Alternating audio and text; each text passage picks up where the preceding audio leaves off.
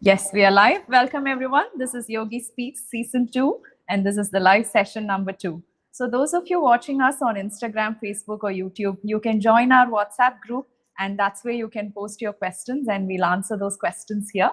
So, the link to the WhatsApp group is in the description. All right, so let's begin today's first question. Namaste, Gurji.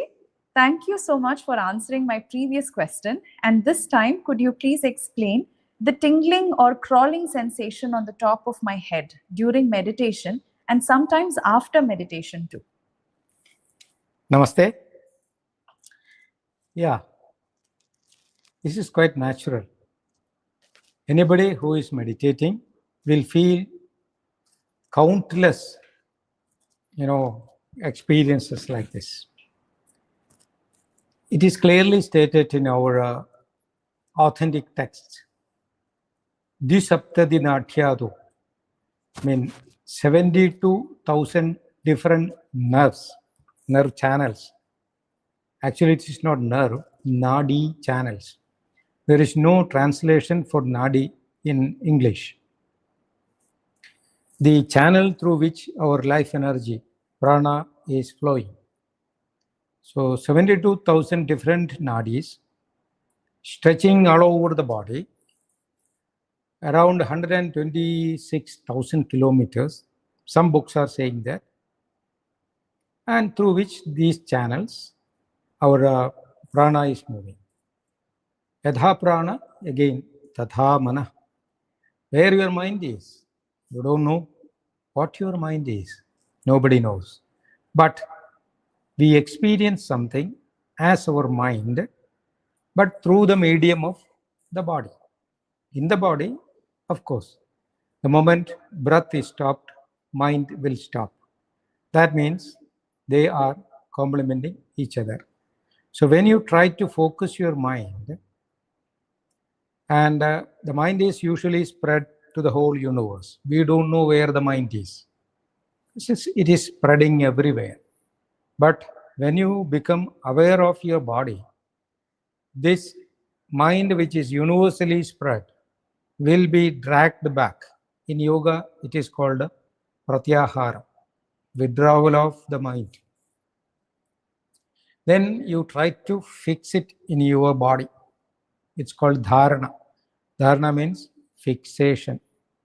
So the universally spread energy slowly being dragged in and try to focus on a limited structure, your body. What kind of stored or the focused energy will be manifested.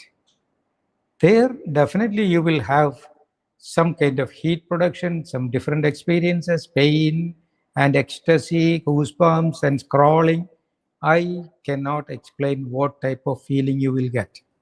These are all temporary, stimulations, which will be the beginning of Kundalini activation. So nothing to worry about these things. Just be a witness of everything. Never be panicked or be scared. Whatever comes, created by you. If it is created by you, you will be and you are able to control it and destroy it. So rely on your strength and control. Then go ahead. Thank you, Guruji. So the next question. Dear Guruji, during a recent meditation session, I experienced discomfort and an intense build-up of heat in my body, centered around the stomach area. I also felt a choking sensation in my throat. This must have lasted for about 5 to 10 minutes, followed by sweating and body trembling, after which I felt much lighter.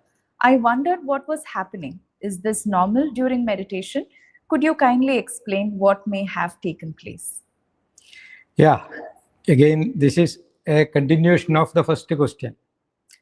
See, when we get control over the prana, initial control, prana will be focused in the body, then it will be triggering many areas. Then the first significant experience will be marma bhedana. Marma is the murmur points in the body. When the water is flowing, you just keep just a stick on that, then you can see a whirlpool there. The water will be rotating. Same way, when you try to bring your mind back to your body, then the pranic channels will start experiencing certain whirlpools in the body, which we call marma, vital points. There are 108 vital points in our body. So among these marmas, 7 chakras are much more powerful. They are Muladhara, Swadhisthana, Manipura, Anahata, Vishuddhi, and Ajna. The root chakra, then the genital, navel, then heart, throat, center of eyebrows, and crown of head. So these are the 7 chakras. So for all initial practitioners, first this marma bhedana will happen. When this marma bhedana one by one happens, either you will get some kind of stiffness, stillness, then an excruciating pain, and sometimes it will be numb. So nothing to worry. If something is happening, do it your meditation, just observe carefully. Never be panicked. Then either it will show heat, or after that, rigid feeling, stiffness. Once it is released, you will feel more flexibility. So everything is just mutating. That's why masters very clearly stated this is sharira. Sharira means matter. The energy is infinity. That infinite energy is being manifested, presented as a form of matter. That is keep on mutating. So what do you have to do? Just find out the immutable energy through the medium of mutating body. This is what we are doing. So in the beginning, we are forced to go through all these ups and downs. So be a witness. It is called Sakshi Rubena Darshanam. You be a witness when these things happen. So in your case, maybe some of the marmas are being, pierced. Gradually, the marma bhedanam will make you comfortable and capable to go for chakra piercing. So chakra piercing will happen after the Kundalini awakening. So this can be a sign of the activation of Kundalini. So go ahead. Thank you, Guruji. So the next question. Namaste, Guruji. One day, while doing my work in the kitchen, I felt unusually tired. I went and lay down on my bed. I went into deep sleep almost immediately. After some time, a sudden force started traveling from my navel towards my upper body, and I woke up half asleep and clutched the bed tightly as I panicked. Then I came to my senses. During that moment, the sudden upward sensation, I felt I was about to leave my body. It was a strange feeling. So what do I understand from this experience, and what would have happened if I had not panicked? Today's questions are almost similar as a continuation. And this also a spark of Kundalini awakening. So if I come back to the last part of your question, what would have happened if you had not become panicked? Anyhow, you became panicked, no? This is what is common for everybody. When these kind of experiences comes, everybody be panicked. I was also, many times I also became panicked. That panic situation will be only in the beginning. Then when we come out of that, we feel, wow, what a wonderful experience. And then we will explore the potential of our hidden energy. So specifically, I can say what happened to you is a spark of Kundalini awakening, and you became panicked and you were stuck. Yes, Nichala Tattve, Jivan Mukti. The final liberation or full control over the body is Nichala. Nichala means stillness, a total stillness. See, even now, a small stillness from your navel to your upper body, which made you panicked. And yes, it was beyond all your senses. You cannot explain what it is. You may say, oh, it was a stiffness, heat produced, something like that. But a person who had not gone through these kind of experiences never come to know what your feeling is. I can connect with you because as a beginner, I had also gone through hundreds of experiences like this. Some were very mild, some were very strong, some were really shocking. Many times I thought I was about to die, or I thought I was going to die. So nothing to worry. These are all the sparks of Kundalini awakening, and don't expect for this, feeling in future. It may not come back. A different experience can come, but most probably the same experiences will not come back. After our establishment of Kundalini awakening, when we get control over natural Sahaja awakening, then we will see what had happened. We will experience what had happened when came to us in the beginning. So comparing to today's experience, the previous experience will become insignificant. So now you are in the beginning of the spark, not the actual Kundalini. If the Kundalini is awakening spontaneously with its full blaze, usually people will become mad. That is what you can see many people who are schizophrenic. You can see in mental hospital, many people are beyond their control. It's happening spontaneously, not through practice. That is what is called roga. Roga in Sanskrit, disease, mental disease. But the person who is meditating systematically, these kind of small sparks will come. Then gradually we will be able to withstand the real awakening of Kundalini. That will become yoga, not roga. Roga is disease. Yoga is liberation and experience of the ecstasy. So here we must know how to handle it. And initially, yes, we should have interactions like this. We will slowly move on. You will get right instructions, and one day, it will take many years. I cannot say tomorrow it will happen, but gradually you will be comfortably withstanding against the real activation of Kundalini, and you will become a beneficiary of that. But if you are scared, you will keep thinking of the fear.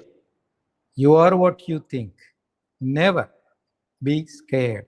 Rely on the real masters, the immortal souls who introduced this idea to us. Stick on them, trust them. Then you will be comfortably exploring your inner potentials. Here, one more thing you have to tell yourself, that masters who are available for everybody in different dimensions. If you are following their path, you are under observation. Anything happens strange, you just think of any one of these siddhas, these masters, looking at you. Never you go beyond control. You immediately be protected. Thank you, Guruji. So the next question. Namaste, Guruji. Sometimes I say I leave everything to God, but deep inside I still want life to go according to my plans. Why is true surrender so difficult? What you thought in your deep sense is correct, because you are the God. What you think outside is you are a limited person. That is wrong. That is Maya, illusion. So what you feel, the depth of your heart is your real personality. That is the truth. So I was also thinking like you in the beginning. I thought I am surrendering everything to Mother Nature and I possess nothing. These are all gimmicks in my intellectual level. But gradually, I came to know in the depth of my heart, I am born to know who I am, and I am born to have all kinds of these ups and downs of life, experiences of life. From that infinite stage, I just formed like this for experiencing all human things, the experiences through which I am just passing through. So, nothing to worry about your thinking. What is happening from the depth of your heart, that is your real nature. Only thing you have to do is get control over your intellect. Either you obliterate it or you get control over it, saying that what my heart says is the truth. And you, brain, have no power or liberty to think that I am doing this. That is what is called ahankar, the feeling of I, me, and mine, ego. It is being separated from other things. But heart says, Vasudhaiva Kudumbagam, the whole universe is my own family. Or heart says, I am a wave in the ocean. There is no difference between my existence as a wave and the reality ocean. It's a temporary projection, but still I am the wave. That is what your heart says. You enjoy the state of a wave, but you know very well you are connected, you are with the ocean. This is what is called Nanatvatil Egatva. Nanatva means there are millions and millions of countless varieties, but still an underlying energy thread of Sutre Maniganaiva. Gita says everything is interconnected. There is an energy fabric. It is like, it's like a the net which is spreading everywhere, universally spread. So we all are connected, but still we have small compartments as individuals. So nothing to worry about the feeling from your heart, but learn to connect your brain with the heart. That's what's called yoga, meditation, union between your brain and heart. Do it sincerely, you will succeed. Thank you, Guruji. So the next question, Namaste, Guruji. I'm interested in meditation, but my family members have warned me that spiritual practices can sometimes lead to frightening experiences. Is there anything a beginner should know to practice safely and confidently? Yes. Meditation is a journey towards the depth of our own mind. Our mind contains everything available in the universe, whether you like or not. You may not like a thief, but there is a thief within you. You may not like a policeman, but there is a policeman within you. You may not like death, but death is inevitable for every being. So you cannot discriminate what's happening in nature. So that is what is the first lesson. You have no feeling of the doership. You do nothing. That is what is called renunciation, unconditional giving up. You must feel things are happening in this material world by a cosmic law, which is called the law of nature. I have nothing to do. As if you are in a huge ship, infinitely moving on the ocean. Then what's happening? Whether you like or not, you are living comfortably inside this ship and it is moving. You can see Earth is rotating almost, I think it is 36,000 kilometers per hour. It's rotating. Who knows? And how it's working. And we are also rotating. But you may think, then why I don't feel that I am rotating? Come on. If you get a little, problem, infection in the ear, may affect a small drop in the brain, which is controlling your balance here, balance, then you will see whether the earth is rotating or not. So what you have to do is establish your preliminary lessons for yoga, which is called a parityaga, renunciation. You have to renounce all your feeling of I, me, and mine.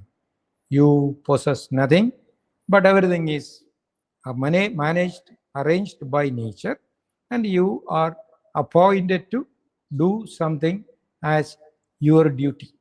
Whether you like or not, you will go through all these ups and downs of life. This is what you should establish first. Tyaga. Then naturally you will be eligible to get into yoga. Means the union between your mind, the brain and your heart, which is called yoga. That's why you are meditating. Without this preparation, if you meditate, yes, there is danger in it. You know why? As you meditate, initially your mind will gain more strength because it is being concentrated. Suppose you have not done the preliminary preparations and you have not renounced everything. Suppose you have a hatred to somebody, maybe a friend who cheated you. So you feel that I am going to do yoga, so I ignore all other things.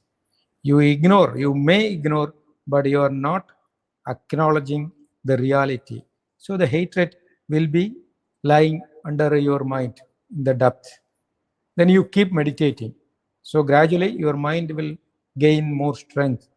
Naturally, what will happen?